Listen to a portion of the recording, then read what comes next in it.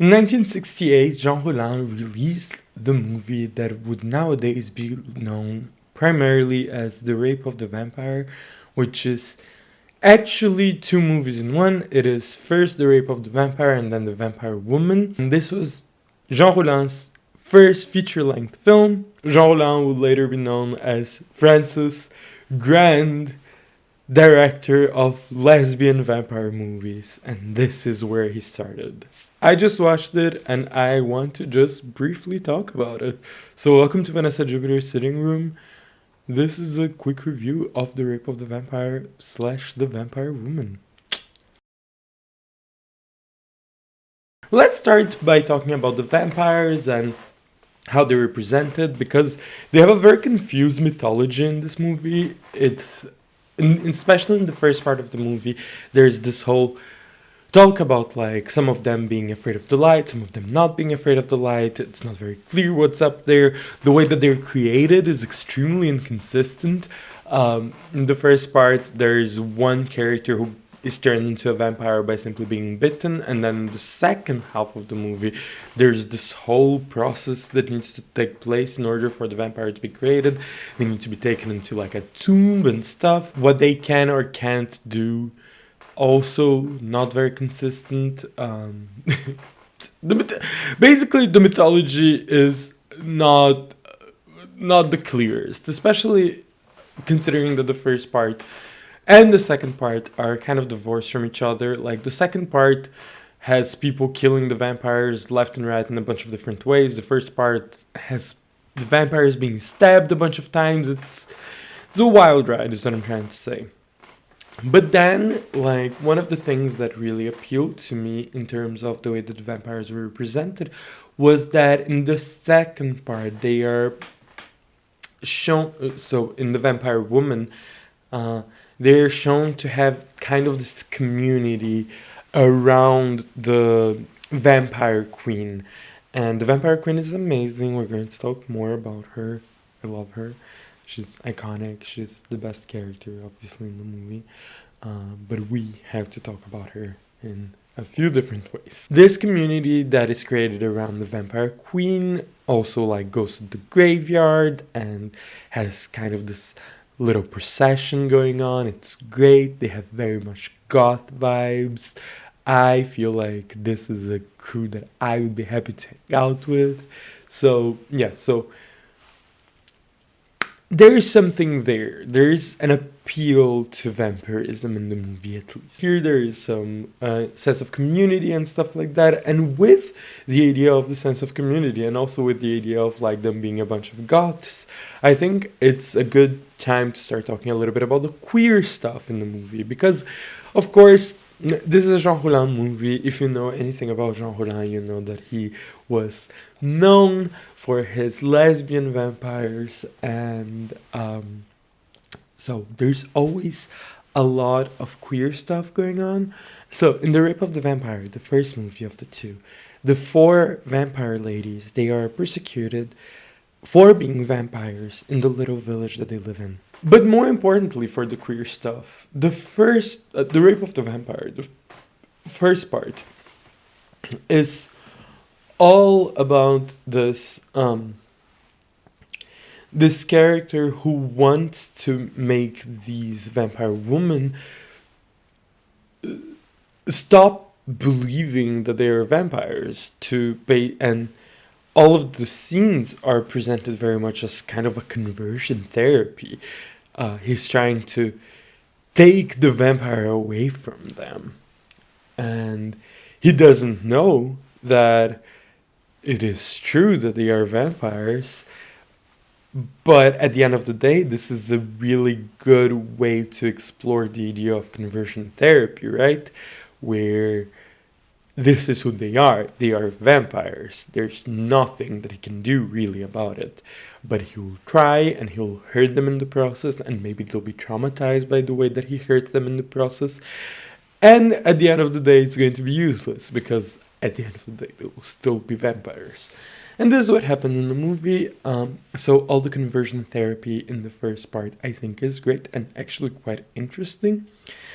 In The vampire woman, the second part of the movie, as I said, we are presented with the queen, and one of the reasons why I love her so much is precisely because she is one of the most queer coded characters. When she makes another vampire is a woman, and it is a sexualized scene. So the queen, to me, reads as more of a character like what Jean Rollin will be later known for creating, who are these sexy vampire ladies who are into other ladies, and they're great at it. Speaking of other Jean Rollin films, this is my first time watching this movie in particular, and I was a little surprised at how straight it actually was. There's quite a bit of straight sex in the movie. There's at least one big straight sex scene with two separate couples, and there are no proper gay sex scenes, which was kind of a surprise. I would have expected Jean Rollin to have dived right into lesbianism right from the go, but alas, that is not the case. Also, more importantly to me, as a bad straight moment of the movie, is when the character in the first part, who is transformed into a vampire and then continues to be in the movie for the second part, there is a scene where him as a vampire tries to re-assimilate into heteronormative society by going back to his wife and everything. And that moment really reads as if like going back to heteronormative society would be desirable to some people and possible to some people. And I don't think that the movie necessarily condones it, but it is a very striking choice for a movie to make. Let's take a step back and talk a little bit about the part one of the movie, which is titled The Rape of the Vampire. If you've followed me for a second, you know that rape and the representation of sexual violence in film is something that I'm extremely interested in.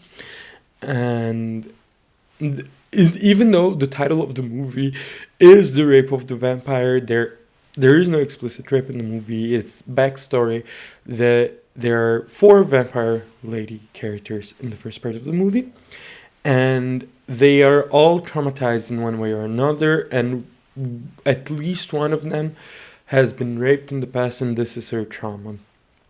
And I find the trauma stuff to be confused, because the movie could have worked if it decided to focus more on one thing or another, if it had made a through line.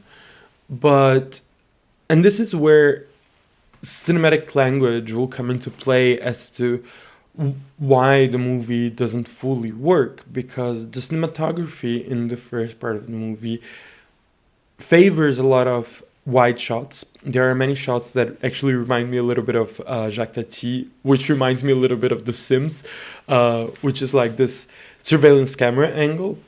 And we see all the characters moving around like from this distanced POV. In the second part, there's a lot less of these, but the first part favors that a lot, which means that none of the characters become distinguishable enough. Their personalities don't come across too much, because we are only seeing them in this way where we, as the viewer, we are distanced from them.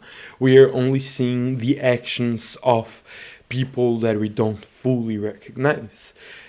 The fact that we don't connect to any of these characters too specifically, and the fact that even having just watched the movie, as the movie was happening, I wasn't entirely sure as to what the trauma of each of the characters was. I know that one of them got blinded in a very traumatic way. I know that one of them was stabbed. This is a scene that we actually get to see. It's a good scene. I actually really appreciate the way that the actresses play being stabbed. There are 2 actresses, I think there are 2 different actresses who play being stabbed, and they do a good job. I like the way that they scream. I like I think that it works, and it's better than any of the male acting in the movie whenever it comes to like depicting pain and stuff. So I'm here for this. I'm here for the stabbing scene in the beginning, and there is at least one of the other ones who gets raped, I believe, at the same time as the other one is being blinded. Supposedly, it might be that she thought that she was being blinded, but it was actually a different person who was like from a previous generation who was being blinded, because there's a scene where she actually can clearly see something on a wall. What I'm trying to say is that the fact that we don't cling to any of these characters, and especially with this being a double feature, a half-hour movie and then a 1 hour long movie, and the second movie being chock full of so many different characters, and the first movie also not having a small cast, leads to a lack of focus that is by far the worst part of the viewing experience of The Rape of the Vampire and the Vampire Woman. By the end of it, it is unclear if we saw any story unfold. It is unclear if we saw one story unfold or 5. So at some point, we need to embrace the fact that we are here for the vibes, or otherwise we won't be able to enjoy. And the vibes are great. Let's talk about the Queen again. So, she has this outfit that just showcases her boobs, and it's great. But with the outfit and with the fact that she's the only character who's very clearly non-white in the movie, and the fact that she is in a position completely distanced from all the other characters where she is clearly a big deal in the context of the mythology of the movie, as confused as it is, it does lead to a high level of exoticization of black and or brown people, which, yikes, basically. She does come across as like this tribal African queen. And as much as I can be here for it, I do have to wonder if this is actually okay. Putting this character who feels more like an entity rather than a person in opposition to all these white vampires who come across as people. It is dehumanizing. Finally, when it comes to the Queen, there is one scene in particular that tickled all of myself and makes me brace myself for the truly glorious moments of later Jean Rollin movies, which is when the Queen orders someone else to be punished, and there's this big flogging scene that happens right in the middle of the movie. Beautiful, beautiful. It is, I think, the queerest moment of the movie in terms of like sexual stuff. I'm here for it. I think it's perfect. No notes. So at the end of the day, do I enjoy Rape of the Vampire and the Vampire Woman? I do.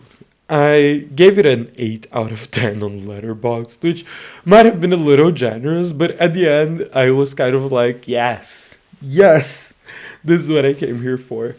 I do want to like give separate little scores. So general score is going to be an 8 out of 10, which again, maybe a little bit too generous, but this time feeling 8 out of 10. Then for the vampires themselves, I'm going to give a good 7 out of 10. The mythology sucks, but the Vampire Queen makes it go very high indeed in terms of quality. And then in terms of sexiness, how sexy is the movie? I'm going to give it a 6 out of 10. It is more sexy than it isn't. There's a little too much straightness for my taste. But the flogging scene and the scene where the Queen drinks blood both make the movie have a little bit of an edge.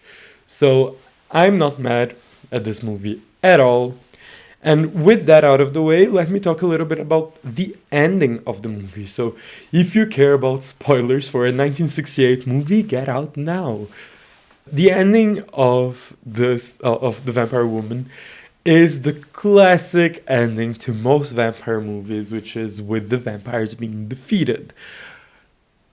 If you, like me, ever decided to watch a lot of vampire movies in a row, and if you chose similar movies to what I chose, you must have realized that no matter how much more interesting than the humans the vampires are, the likelihood of their survival by the end is very, very small. The vast majority of the time, the vampires will be killed. And here, that is the case as well. But I was pleasantly surprised. We have here a movie that, yes, indeed, it does kill the vampires at the end, but one of the vampires is killed kind of accidentally. There's this whole plot about science and looking for a cure, but the cure ends up killing the vampire. Again, the movie is very, very unfocused. If you want to watch it, go in for the vibes, don't go in for the plot. And when the antidote to cure the vampirism accidentally kills the person, the vampire, the characters are kind of sad about it. It's not the outcome that they desired. Which, it's a little bit of a tragedy that gives this ending a little bit of nuance, which I always appreciate. And then we have the queen's death. The queen does die. She dies alone in a science lab, and within the universe of the story, I do think that it's kind of she's not, nobody cares about her in the universe, but I think that the movie gives her death so much weight. We spend a long time seeing her die, and to me it feels kind of respectful to the only good character that this movie had. Okay, I was talking about this movie being unfocused, right? And I do feel the need to address that there's this straight couple who are turned into vampires, I think, and by the end they don't want to be vampires, and they are like where the movie closes on, with them like kissing and kissing upside down and accepting that they're going to die soon. I don't know what they were doing here, and I don't see the point.